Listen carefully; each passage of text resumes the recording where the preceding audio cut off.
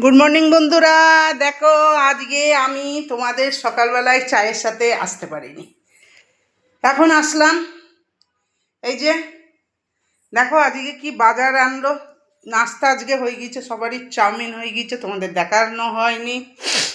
আজকে কি রান্না করব দুপুরবেলায় জানি না। এই দেখো এনেছে আজকে আমার, এটা হচ্ছে বোধহয় চিকেন।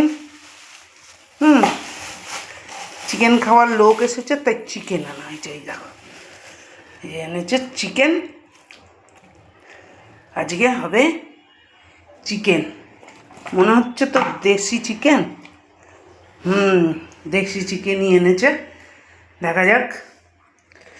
এই হবে আজকে রান্না বান্না।